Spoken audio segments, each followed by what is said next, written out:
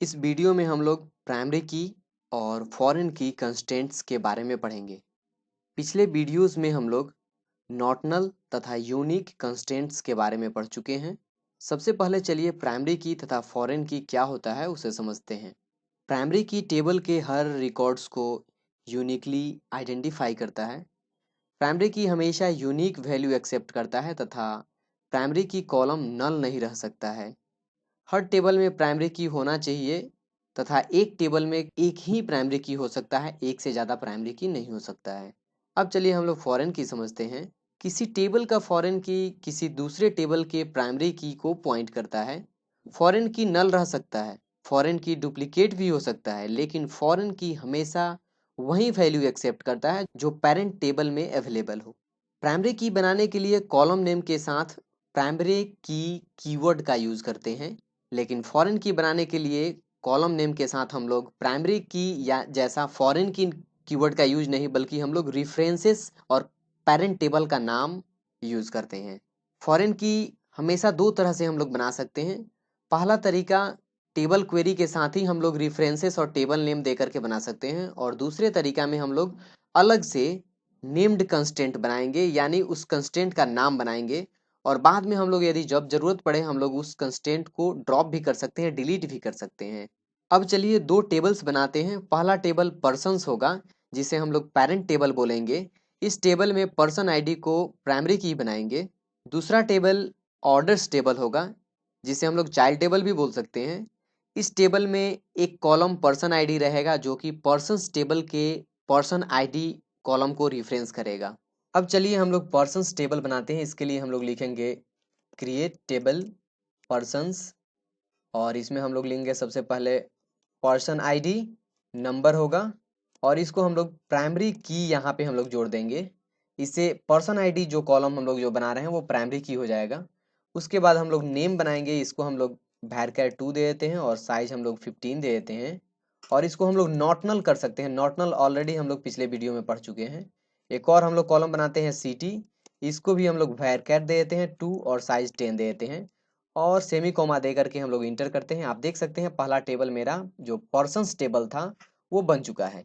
यदि हम देखना चाहते हैं इस पर्सन टेबल का डिटेल्स, तो हम लोग लिख सकते हैं DSC और पर्सन्स कर सकते हैं। और आप यहाँ देख सकते हैं पर्सन टेबल में हम लोग का 3 फील्ड है, यानी 3 कॉलम है। पहला है पर्सन आईडी, जो कि नॉट नल है और नंबर है। क्योंकि ये नॉट नल अपने आप आया, हम लोग नॉट नल यहाँ डिफाइन नहीं किए थे, केवल डिफाइन किए थे प्राइमरी की। तो आप जानते हैं प्राइमरी की क्या होता है, नॉट नल होता है और यूनिक होता है। दूसरा कॉलम जो था वो नेम था। आप देख सकते हैं ये भी नॉट नल है, क्योंकि हम लोग यहाँ नॉट नल डिफाइन किए थे, और varchar 15 साइज का है। तीसरा जो है वो CT है, varchar2 10 साइज। वो भी आप यहाँ डिस्क्रिप्शन पर्सन टेबल का जो पर्सन टेबल का जो डिस्क्रिप्शन है उसमें आप देख सकते हैं। अब चलिए हम लोग दूसरा टेबल बनाते हैं, ऑर्डर्स टेबल। इसके लिए हम लोग लिखेंगे क्रिएट टेबल ऑर्डर्स, और इसमें सबसे पहला कॉलम होगा ऑर्डर आईडी, और ये होगा नंबर, और इसको भी हम लोग प्राइमरी की बना देते हैं। और फिर हम लोग बनाते हैं पर्सन आईडी। ध्यान रहे ये पर्सन आईडी हम लोग का पर्सन्स टेबल का में भी है। तो यहाँ पे हम लोग लिखते हैं पर्सन आईडी, और ये नंबर रहेगा। और यहाँ पे जिस तरह हम लोग प्राइमरी की लिखे थे उस तरह हम लोग यहाँ फॉरेन की हम लोग इसको बनाने जा रहे हैं, ताकि ये ऑर्डर्स टेबल पर्सन्स टेबल के पर्सन आईडी को रेफर करेगा। इसलिए हम लोग लिखेंगे पर्सन आईडी नंबर होना चाहिए, और फिर यहाँ पे लिखेंगे हम लोग रेफरेंसेस, REFERENCES, और फिर हम लोग लिखेंगे टेबल का नाम। किस टेबल को रेफरेंस करेगा, तो पर्सन्स टेबल को। यहाँ पर्सन्स दे दिए, कॉमा देंगे। अब चलिए एक नया फील्ड इसमें बनाते हैं आइटम, जो कि varchar2 होगा और साइज इसका 15 होगा, और सेमी कोमा देते हैं, इंटर करते हैं। हम लोग इसका भी डिटेल्स देख सकते हैं, DSC ऑर्डर्स। और आप यहाँ देख सकते हैं ये भी क्या है, ऑर्डर आईडी जो है नॉट नल है और नंबर है। पर्सन आईडी है वो नंबर है, लेकिन ध्यान रहे पर्सन आईडी केवल नंबर नहीं है, बल्कि ये रिफरेंस कर रहा है पर्सन टेबल के पर्सन आईडी को। और एक और फील्ड है आइटम, जो कि varchar2 15 साइज का है। तो ये जो पर्सन आईडी यहाँ पे है ये फॉरेन की बना, क्योंकि ये रिफरेंस कर रहा है पर्सन टेबल के पर्सन आईडी को। अब चलिए हम लोग पर्सन टेबल में रिकॉर्ड इंसर्ट करते हैं एक। इसके लिए हम लोग लिखेंगे इंसर्ट इनटू पर्सन्स, और यहाँ सबसे पहले पर्सन आईडी 1, नेम दे देते हैं राम, और फिर सिटी दे देते हैं बोकारो, और यहाँ इंटर करते हैं। आप देख सकते हैं यहाँ पे एरर आया, हम लोग यहाँ पे वैल्यूज नहीं लिखे हैं, वो वैल्यूज यहाँ पे लिखिए और इंटर कीजिए। आप देख सकते हैं पहला रिकॉर्ड हम लोग यहाँ पे इंसर्ट कर चुके हैं। तो यहाँ पे हम लोग जो वैल्यू इंसर्ट किए हैं इसमें 1 जो है वो पर्सन आईडी है, राम जो है वो नेम है और ये जो बोकारो है वो सिटी है। ध्यान रहे यदि हम लोग फिर से इस वैल्यू को इंसर्ट करेंगे ये नहीं होगा, यहाँ पे एरर आएगा यूनिक कंस्टेंट, क्योंकि 1 जो है वो पहले से ऑलरेडी उस टेबल में अवेलेबल है, इसलिए दोबारा हम लोग 1 इसमें नहीं इंसर्ट कर पाएंगे। और यदि हम इसको चेंज कर दें 2 कर दें, राम को हम लोग सेम रहने दे सकते हैं, लेकिन हम लोग यहाँ चेंज कर देते हैं श्याम बोकारो। आप देख सकते हैं ये इंसर्ट हो जा रहा है, जब भी हम लोग आईडी चेंज किए इंसर्ट हो जा रहा है। अब चलिए हम लोग ऑर्डर्स टेबल में इंसर्ट करते हैं कुछ वैल्यू। आप यहाँ देख सकते हैं ऑर्डर्स टेबल में पर्सन आईडी जो है वो हम लोग फॉरेन की मार्क किए हैं। फॉरेन की बनाने के पीछे एक ही रीज़न, जो मेन रीज़न होता है वो होता है ताकि हम लोग ऐसा कोई रिकॉर्ड ना इंसर्ट कर दें जो पेरेंट में अवेलेबल ही ना हो। चलिए हम लोग ऑर्डर्स में इंसर्ट करते हैं। सबसे पहले हम लोग लिखते हैं इंसर्ट इनटू, टेबल का नाम ऑर्डर्स और वैल्यूज देते हैं। यहाँ पे सबसे पहले ऑर्डर आईडी, फिर हमको यहाँ पर्सन आईडी देना है और फिर यहाँ पे हम लोग को देना है आइटम। यहाँ पे हम लोग कुछ आइटम दे देते हैं, कौन आइटम ऑर्डर हुआ, और यहाँ पे इंटर करेंगे। आप देख सकते हैं एक रिकॉर्ड क्रिएट हो गया। अभी चलिए हम लोग यहाँ पे जो पहला जो 1 है यहाँ पे वो क्या है, मेरा ऑर्डर आईडी है, इसलिए हम लोग इसको कुछ चेंज करेंगे 2, क्योंकि ये जो ऑर्डर आईडी है वो प्राइमरी की है इसका, और ये जो 1 है यहाँ पे वो फॉरेन की है। इसलिए यदि हम लोग यहाँ पे कोई दूसरा देंगे जैसे 2, या फिर 2 अवेलेबल है, यदि हम लोग 3 देंगे तो यहाँ पे ये एक्सेप्ट नहीं करेगा, यहाँ बोलेगा इंटीग्रिटी कंस्टेंट, यानी जो हम लोग 3 दे रहे हैं वो पर्सन टेबल में अवेलेबल नहीं है, यानी 3 नंबर पर्सन नहीं है। चलिए हम लोग सेलेक्ट करके देखते हैं, सेलेक्ट स्टिक्स फ्रॉम पर्सन्स, और आप देख सकते हैं यहाँ पे 3 पर्सन आईडी नहीं है, इसलिए ये एक्सेप्ट नहीं कर रहा है। यदि हम लोग 3 को 2 करेंगे ये एक्सेप्ट कर लेगा यहाँ पे, क्योंकि यहाँ पे 2 पर्सन आईडी अवेलेबल है। तो हम लोग फॉरेन की 2 तरह से बना सकते थे। जैसे पहला हम लोग बनाए हैं यहाँ पे टेबल में ही, हम लोग टेबल बना रहे थे जो ऑर्डर्स टेबल, इसी में हम लोग लिख दिए हैं पर्सन आईडी नंबर रेफरेंसेस, यानी हम लोग टेबल के साथ ही फॉरेन की डिफाइन कर दी है रेफरेंसेस की का यूज करके। यहाँ रेफरेंसेस के साथ हम लोग ऑन डिलीट कास्केड का भी यूज कर सकते थे, जो कि आप पिछले वीडियो में पढ़ चुके हैं। अब चलिए फॉरेन की के दूसरे तरीका, जो कि हम लोग नेम्ड फॉरेन की बोलते हैं, उसको हम लोग समझते हैं। इसके लिए सबसे पहले चलिए हम लोग जो ऑर्डर्स टेबल है इसको हम लोग ड्रॉप करते हैं और फिर से हम लोग ऑर्डर्स टेबल बनाएंगे, और उसमें हम लोग रेफरेंसेस का यूज नहीं करेंगे, केवल हम लोग पर्सन आईडी नंबर फील्ड बना देंगे ऑर्डर्स टेबल में। इसलिए हम लोग लिखते हैं ड्रॉप टेबल ऑर्डर्स और इंटर करते हैं। अब चलिए फिर से हम लोग टेबल यहाँ बनाते हैं, ऑर्डर्स नाम का टेबल।